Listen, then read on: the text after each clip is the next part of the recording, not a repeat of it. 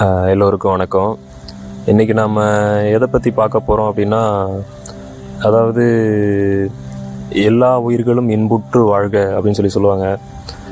சித்தர்கள் நம்ம வாழ்க்கையில் நம்ம தமிழ் மரபில் அவங்களோட பங்களிப்பு கிட்டத்தட்ட ரொம்ப அசாத்தியமான ஒன்று அப்படின்னு சொல்லலாம். அவங்கள நீக்கினா அந்த வரலாறு முழுமை அடையாது அப்படின்னு சொல்கிற அளவுக்கு அந்த அளவுக்கு ஒரு முக்கியமான பங்கை நம்ம தமிழ் மரபு, தமிழ் குலத்துக்கு, தமிழ் இனத்துக்கு சொல்லப்போனால் அவங்க ஆட்டின இது தமிழ் இனத்துக்கு மட்டும் இல்லை, அது உலகத்துக்கானது. ஆனால் நம்மளோட குறுகலான புரிதலின் அடிப்படையிலையும் மற்ற மதங்கள், மற்ற படையெடுப்புகள், மற்றவங்களோட மதங்களை பரப்பணும் அப்படின்ற ஒரு இதுலேயும் அது தவறாக ஒரு குறிப்பிட்ட மதத்துக்குள்ளே, ஒரு குறிப்பிட்ட இனத்துக்குள்ளே சுருக்கப்பட்டு நாமளே அதை முழுமையாக புரிஞ்சிக்காமல் அதை முழுமையாக என்னென்ன ஆராயாமல் அப்படியே வெறும் பாடல்கள், புரியாத விஷயங்களாகவே அப்படியே நம்ம ஒதுக்கிட்டோம். நான் ஆல்ரெடி கடவுளை பற்றின அப்படின்னு சொல்லிட்டு அறிந்தவை அறியாதவைன்னு சொல்லிட்டு ஒரு வீடியோ போட்டிருந்தேன், இன்ட்ரோடக்ஷன் மாதிரி போட்டிருந்தேன். கடவுள்ன்ற டாபிக் போகிறதுக்கு முன்னாடி இது வரைக்கும் நம்ம கண்டுபிடிச்சி வச்சுருந்தது என்ன, அதுலேருந்து நாம் இப்போ எதை தேடி போகணும் அப்படின்ற மாதிரி ஒரு இன்ட்ரோ மாதிரி கொடுத்துருந்தேன். அதில் பார்த்திங்கன்னா உலகத்தில் இருக்க எல்லா பெரும் மதங்களையும் எல்லாத்தையுமே கவர் பண்ணியிருந்தேன். ஆனால் சித்தர்களை மட்டும் நான் இதில் கவர் பண்ணலை. என்ன காரணம் அப்படின்னா, அது சித்தர்களை ஒரு மதம், ஒரு இனம் அப்படின்னு சொல்லிட்டு நம்ம குறுக்கவே முடியாது. என்ன காரணம் அப்படின்னா, அவங்க கிட்டத்தட்ட இந்த மொத்த பிரபஞ்ச உயிர்களுக்கான ஒரு இலக்கணத்தை தனக்குள்ளே கண்டுபிடிச்சி சொல்லிட்டு போன உண்மையை கண்டுபிடிச்சி சொல்லிட்டு போயிருக்காங்க. அவங்கள நாம் ஒரு மதத்துக்குள்ளேயோ ஒரு இனத்துக்குள்ளேயோ குறுக்கிறது கிட்டத்தட்ட ஒரு விஞ்ஞானத்தை ஒரு மதத்துக்கு மட்டும்தான் சொந்தமானது, இல்லை ஒரு மருத்துவத்தை ஒரு மதத்துக்கு மட்டும் சொந்தமானது, ஒரு இனத்துக்கு மட்டும் சொந்தமானது அப்படின்ற மாதிரி ஒதுக்குற மாதிரி அது அவ்வளோ பெரிய தவறாயிடும். ஆனால் இந்த உலகமும் அதை அந்த அளவுக்கு புரிஞ்சிக்கக்கூடிய வாய்ப்பை இழந்துருச்சு.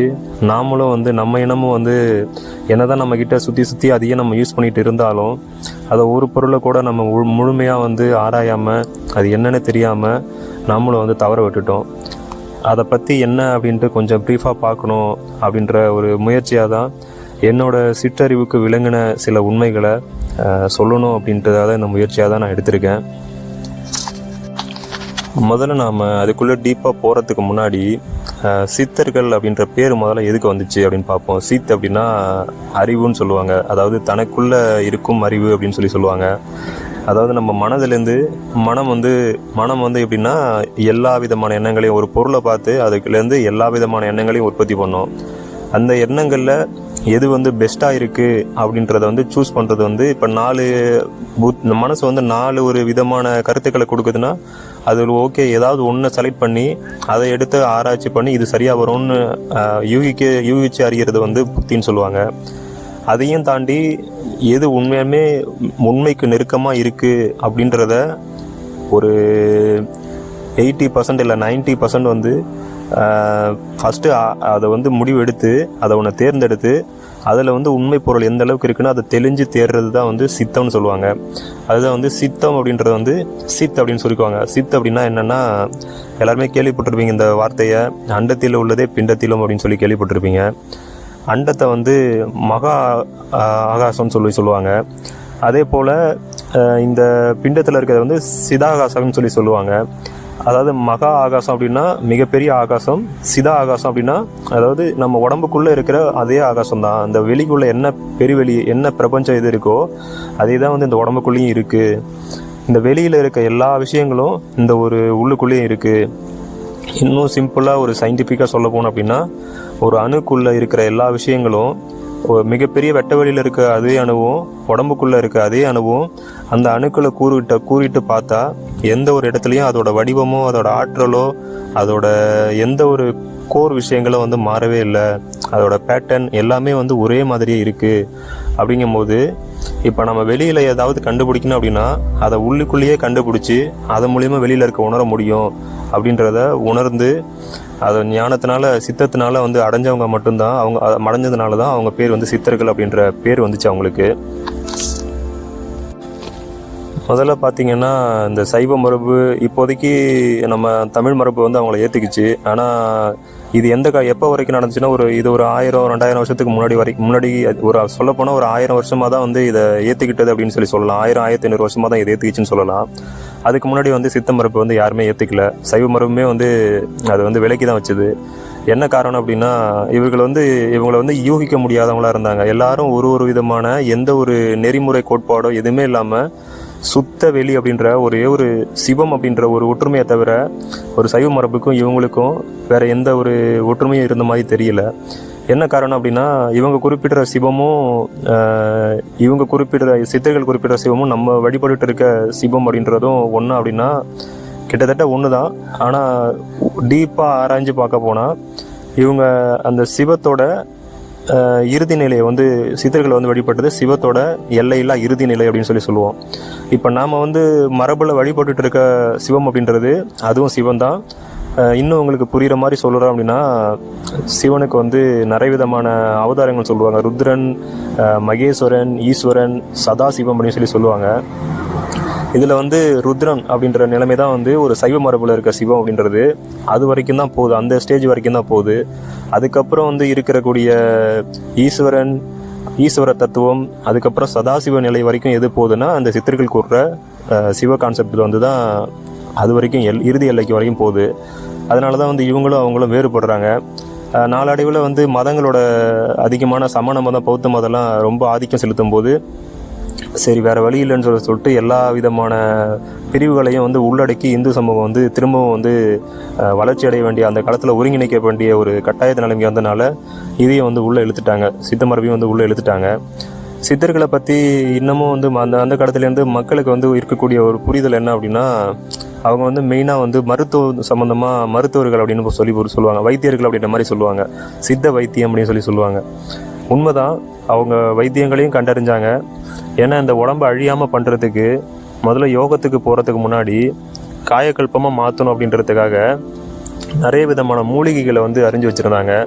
எல்லாத்தையும் வந்து ஞான திருஷ்டியால் எல்லா விதமான நோய்களுக்கான முன்கூட்டியே அது வராமல் இருக்கிறதுக்கு என்ன பண்ணணும், அது வந்தால் எப்படி சரி பண்ணணுன்ற வரைக்கும் எல்லா விதமான ஆராய்ச்சிகளையும் பண்ணி அதை கண்டறிஞ்சு வச்சுருந்தாங்க. அத்தனை முறைகளையும் கண்டறிஞ்சு வச்சுருந்தாங்க. ஆனால் அது மட்டும்தான் அவங்களோட உண்மையான இதுவான்னு சொல்லி பார்த்தீங்கன்னா அவங்க உடல் நோயை மட்டும் குணப்படுத்தலை.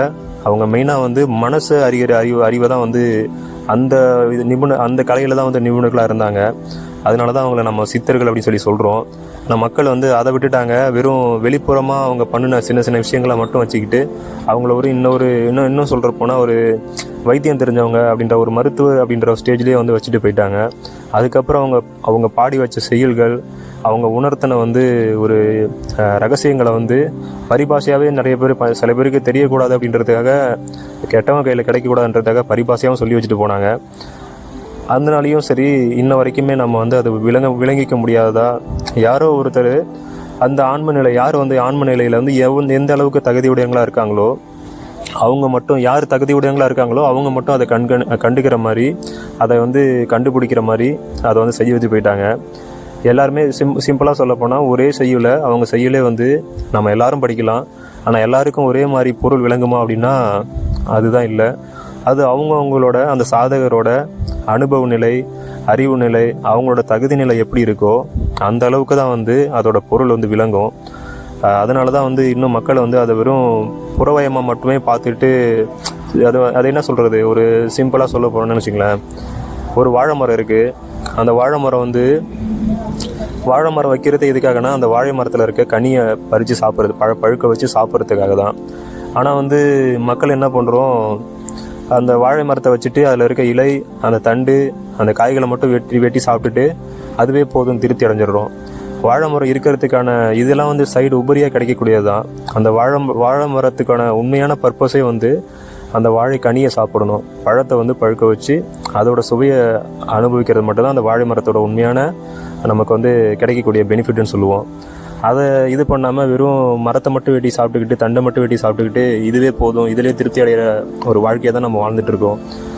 அதாவது உடம்புக்கான தேவைகள் அவங்க வந்து சொன்னாங்க, அது வந்து தயார்படுத்துதலுக்கான ஒரு விஷயமா தான் சொன்னாங்க. அவங்க வந்து அதை கடந்து போகணும், இந்த உடம்போட நிலையை கடந்து மனதுன்ற நிலையை கடந்து மூணாவது ஆன்மா அப்படின்ற நிலைக்கு போகணும், அங்கேருந்து தான் வந்து நம்ம பயணமே ஆரம்பிக்குது அப்படின்னு சொல்லி வச்சுட்டு போனாங்க. நாம் அந்த உடலுக்குடையே போட்டி போடுறதுல அந்த வயிற்றுக்கான உணவு தேவையையும் பண தேவையையும் நிவர்த்தி பண்ணுறதுல மட்டுமே நம்ம வாழ்க்கையை ஃபுல்லாக விரிவடைஞ்சு அதுலேயே நிறைய குழப்பங்களை ஏற்படுத்திக்கிட்டு இன்னமும் அதை விட்டே வெளியில் போக முடியாத அளவுக்கு இதுலேயே சிக்கி தவிச்சிட்டு இருக்கோம். நம்மளாட்டி மற்ற விஷயங்களை வந்து எதுவுமே யோசிக்கவே முடியல. உண்மையாமே இதுக்காக மட்டும்தான் நம்ம படைக்கப்பட்டோமா, இதுக்கு இந்த போராட்டங்களுக்கு மட்டுமே அனுபவிக்க மட்டும்தான் நம்ம வாழ்க்கை உருவாயிருக்கு அப்படின்னா எல்லாருக்குமே அது தகுதியுடையதாக இருக்குது.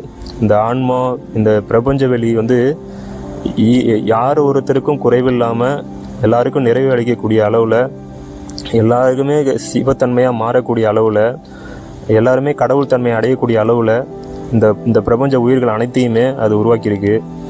இன்னும் நான் சொல்லப்போனால் இது வந்து ஒரு மதத்துக்கு உண்டான விஷயமே கிடையாது.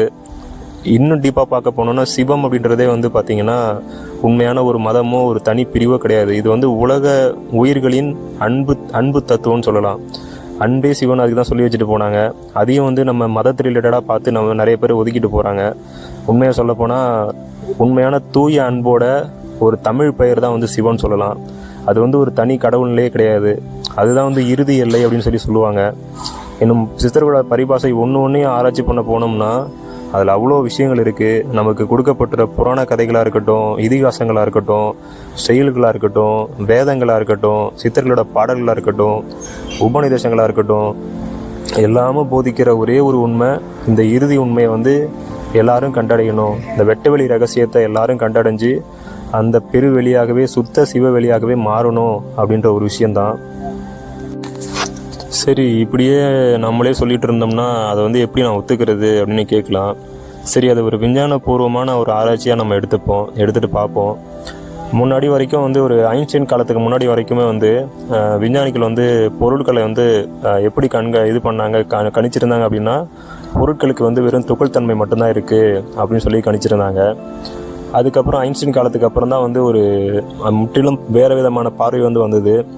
அதாவது ஒரு பொருளுமே வந்து வெறும் துகள் தன்மையை மட்டும் வெளியிடல.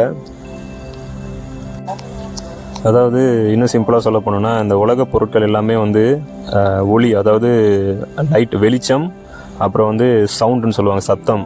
இந்த 2 ஒளிகளால் மட்டும்தான், இந்த 2 ஒளிகளோட, அதாவது விந்து நாதன்னு சொல்லுவாங்க சித்தர்கள் பாஷையில் வந்து லைட்டை வந்து விந்து அப்படின்னும் சவுண்டை வந்து நாதம் அப்படின்னு சொல்லுவாங்க. இந்த 2 பொருட்களால் தான் எல்லா விதமான இந்த பிரபஞ்சத்தில் இருக்க நம்ம பார்க்கக்கூடிய எல்லா விதமான அணுவோட சேர்க்கையிலையும் இது உள்ளே நடக்கக்கூடிய ப்ராசஸில் வந்து இந்த 2 தன்மைகள் வந்து இருக்குது அப்படின்னு சொல்லிட்டு இப்போ தான் வந்து குவாண்டம் வந்து இப்போ தான் நிரூபிச்சிருக்கு. அதுக்கான ஆராய்ச்சிகளை வந்து பண்ணி இப்போ நம்ம யூஸ் பண்ணுற அந்த ராக்கெட் சயின்ஸு மற்ற எல்லா விஷயங்களையுமே வந்து அதுக்கு முன்னோடியான அடிப்படை என்ன அப்படின்னா இந்த ஒரு விஷயம், இந்த கண்டுபிடிப்பு தான் வந்து மிக முன்னோடியாக அமைஞ்சுது. அதுக்கப்புறம் தான் நிறைய வந்து இது சம்மந்தமான ஆராய்ச்சிகள் நடைபெற்று இன்றைக்கி வந்து இந்த அளவுக்கு ஒரு வளர்ச்சி அடைஞ்சிருக்கோம். இந்த விஷயங்களை வந்து எப்போ ஒரு 2000 வருஷம் 3000 வருஷத்துக்கு முன்னாடியே வந்து சித்தர்களை வந்து பாடல்களாக சொல்லி வச்சுட்டு போயிட்டாங்க. அது வந்து என்ன சொல்கிறது, அவங்களோட பெருமை என்கிட்ட எப்பயும் இருக்குது அப்படின்னு சொல்கிறதுக்காக மட்டும்தான் இந்த டாபிக் எடுத்திருக்கோமா அப்படின்னு கிடையாது. இன்னமும் வந்து நம்ம அறிஞ்சிக்காமல் இருக்கிற முக்கியமான விஷயங்களை, அதாவது விஞ்ஞானம் வந்து இப்போ தான் அதை ஸ்டார்ட் பண்ணியிருக்கு. இதோட இறுதி நிலை என்ன அப்படின்னு சொல்லிட்டு உங்களுக்கு சிம்பிளாக சொல்கிறேனே. அதாவது மொத்தம் வந்து 12 பரிமாணம் இருக்குது. அதாவது நமக்கு தெரிஞ்ச மாதிரி 3D டைமென்ஷன் நமக்கு தெரியும். நீளம், அகலம், உயரம் அப்படின்றது தெரியும். அடுத்து வந்து ஐன்ஸ்டீன் காலத்தில் வந்து காலம் அப்படின்ற ஒரு இது வந்து உள்ளே வருது. 4வது பரிமாணமாக காலம் அப்படின்ற ஒரு இது வருது. இது வரைக்கும் தான் இப்போ காலம் அப்படின்ற பரிமாணத்தை எடுத்துக்கிட்டு தான் இன்றைக்கி வந்து எல்லா விதமான டெக்னாலஜி, சயின்ஸ், அட்வான்ஸ் டெக்னாலஜி எல்லாமே போயிட்டு இருக்கிறது. இந்த 4 பரிமாணத்தை வச்சு மட்டும் தான் ஆராய்ச்சிகள் போயிட்டு இருக்கு. இதையே வந்து நம்ம இன்னும் முழுசாக முடிக்கல. ஆனால் வந்து மொத்தம் வந்து சித்தர்கள் சொல்கிற இது வந்து சித்தர்கள் வள்ளலார் வரைக்கும் சொல்கிற பரிமாணங்கள் வந்து மொத்தம் 12 பரிமாணங்கள் இருக்குன்னு சொல்கிறாங்க. இப்போ இந்த 4வது பரிமாணத்துக்கு அடுத்தது வந்து நம்ம போகக்கூடிய ஒரு பரிமாணம் வந்து வெளின்னு சொல்லுவாங்க. அதாவது நீளம், அகலம், உயரம், அடுத்து காலம், அடுத்து வெளி அப்படின்னு சொல்லுவாங்க. வெட்ட வெளின்னு சொல்லுவாங்க. இந்த வெளிக்கு போனாலே வந்து நிறைய விஷயங்கள் நம்ம இது வரைக்கும் இருக்கக்கூடிய அடிப்படையான விஷயங்கள் வந்து மொத்தமாக வந்து மாற்றம் பெற்றுரும். அதுவே வந்து நமக்கு மிகப்பெரிய ஒரு வாழ்க்கையை புரட்டி போடக்கூடிய, இதாவது அந்த காலத்தில் வந்து ஒரு தேவர்கள்னு சொல்லக்கூடிய பண்ண வந்து ஒரு அற்புதங்கள் அப்படின்னு சொல்கிற விஷயத்த இங்கேருந்து ஒரே டைமில் 2 இடத்துல இருக்கிறது, 3 இடத்துல இருக்கிறது, உடம்பை வந்து மாற்றிக்கிறது, எங்கே நினைக்கிறாங்களோ அந்த இடத்துல இருக்கிறது, இந்த மாதிரி விஷயங்களெல்லாம் வந்து டைம் ட்ராவலு, இந்த மாதிரி விஷயங்களெல்லாம் வந்து வெளின்ற பரிமாணத்துக்கு போனனாலே நம்மளாட்டி பண்ண முடியும். அப்படின்னா இன்னும் அந்த 12வது பரிமாணம்லாம் எப்படி இருக்கும் அப்படின்னு நினச்சி பாருங்கள். கற்பனை பண்ணிக்க முடியாத அளவுக்கு மிக உயர்ந்ததாக இருக்கக்கூடிய விஷயங்களை தெள்ள தெளிவாக எல்லாத்தையும் சொல்லி வச்சுட்டு போயிருக்காங்க. நம்ம ஒன்று ஒன்றா என்னன்றது அது ஆராய்ச்சி நோக்கில் ரெண்டையும் கம்பேர் பண்ணியே ஒன்று ஒன்றா பார்ப்போம். சரி, முதல்ல வந்து நம்ம வெளியில் போகிறதுக்கு முன்னாடி உடம்புக்குள்ளேருந்து ஆரம்பிப்போம். அதாவது உடம்புக்குள்ளே இன்னமும் வந்து ஒரு புரியாத புதிர் அப்படின்னு சொல்லணும்னா, சயின்ஸ் வந்து இந்த உடம்பை வந்து எல்லாத்தையுமே பிரித்து அக்கா எடுத்து தனித்தனியாக மாற்றுற அளவுக்கு இன்றைக்கி டெக்னாலஜி வளர்ந்துருச்சு. ஆனாலும் அந்த உயிர் அப்படின்ற கான்செப்ட் எப்படி வருது, எப்படி வந்து ஒரு உடம்புக்குள்ளே வந்து போகுது, ஒரு குழந்தையோட உடம்புக்குள்ளே எப்படி போகுது, மரணிக்கும் போது எப்படி அது வந்து அது உடம்புல உயிர் இருக்க வரைக்கும் எங்கே தங்கியிருக்கு, மரணிக்கும் போது அது எப்படி போகுது அப்படின்றத இன்ன வரைக்கும் சயின்ஸால் ஒரு இது எக்ஸ்பிளைன் பண்ண முடிஞ்சுது, இல்லை வந்து நிரூபிக்க முடிஞ்சுதா அப்படின்னா இன்னமும் இல்லை. அதை வந்து சித்தர்கள் வந்து அப்போவே வந்து கண்டறிஞ்சு நிறையா சொல்லி வச்சுட்டு போயிட்டாங்க. அதோட நுணுக்கம் என்னன்னு முதல்ல ஆராய்வோம். அதுக்கப்புறம் வந்து அதுலேருந்து நம்ம வந்து ஒரு ஆராய்ச்சி நோக்கில் வந்து வெளியில் போவோம். இந்த வெளி அப்படின்ற தத்துவத்தை வந்து இன்னமும் வந்து டீப்பாக பார்ப்போம். சரி, இந்த உயிர் அப்படின்ற ஒரு விஷயத்தை கண்டுபிடிக்கிறதுக்கு போகிறதுக்கு முன்னாடி ஏன் மனுஷனுக்கு வந்து இந்த கேள்வி வந்தது அப்படின்னு பார்த்தீங்கன்னா, இப்போ ஒரு குழந்தை பிறந்து வெளியில் வந்த உடனே சுவாசிக்குது, காற்று மூலியமாக சுவாசிக்க ஆரம்பிக்குது. அதுக்கப்புறம் உணவு, நீர், இப்படி அடிப்படை தேவைகள், அந்த ஒளி, இது எல்லாமே தேவைப்படுது. அதுகளை வச்சு அது அப்படியே உணவுப் பொருட்களை வச்சு திரும்ப அது உள்ள ரசாயனமாக மாற்றி வயிற்றுள்ள இருக்கிற அக்கினி மூலியமாக எல்லாத்தையும் மாற்றி அது உடம்புகளுக்கு சத்தாக சேர்ந்து அது மூலயமா வந்து அந்த எனர்ஜி கிடச்சிட்டே இருக்குது. ஆனாலும் எல்லாருக்கும் சேமாக கிடைச்சாலும் திடீர்னு ஒரு நாள் மரணிக்குது, இந்த உயிர் வந்து மரணிக்குது. அப்போ மரணிக்கும் போது இந்த உடம்புல வந்து எது மரணிக்குது? இந்த உடம்பை இயக்கிறதுக்கு ஒருத்தருக்கும் ஒரே மாதிரி இருக்கிறதில்ல, எல்லாருக்கும் ஒரு மாதிரியான சுவாபம் இருக்குது, ஒரு மாதிரியான நிலைமைகளில், ஒரு சூழ்நிலைகளில் ஒருத்தரும் ஒரு மாதிரியான ரியாக்ஷன்ஸ் வந்து வெளிப்படுத்துகிறாங்க, தனித்திறமைகளை வந்து வெளிப்படுத்துகிறாங்க. அப்போ அதுக்கான காரணம் என்ன அப்படின்னு ஆராய்ச்சி பண்ணி எதில் வந்து இது வேறுபடுது, ஏன் வந்து மரணன்றது வருது அப்படின்றத யோசித்து ஆராயும் போது தான் இந்த விஞ்ஞானன்ற கான்செப்டே வந்து அந்த காலத்துலேயே நம்ம சித்தர்களுக்கு ஏற்பட்டிருக்கு. அதோட இறுதி நிலையை வந்து தான் மனசு மூலியமாக, அறிவாகிய சித்தத்து மூலியமாக அதை அப்படியே அறிஞ்சு அதை வந்து வெளிப்படுத்தியிருக்க உண்மையான விஷயங்கள் தான் வந்து மிகப்பெரிய சித்தாந்தம் அப்படின்னு சொல்லலாம். இந்த காலத்தில் சொல்லப்போனால் இதுதான் வந்து விஞ்ஞானத்தோட எல்லைன்னு சொல்லலாம். சரி, இது எப்படி வந்து கண்டறிஞ்சு சொன்னாங்க, எப்படி இந்த விஷயம்லாம் முதல்ல ஆரம்பிச்சுது அப்படின்றத ஸ்டெப் பை ஸ்டெப்பாக தொடர்ச்சியாக பார்ப்போம்.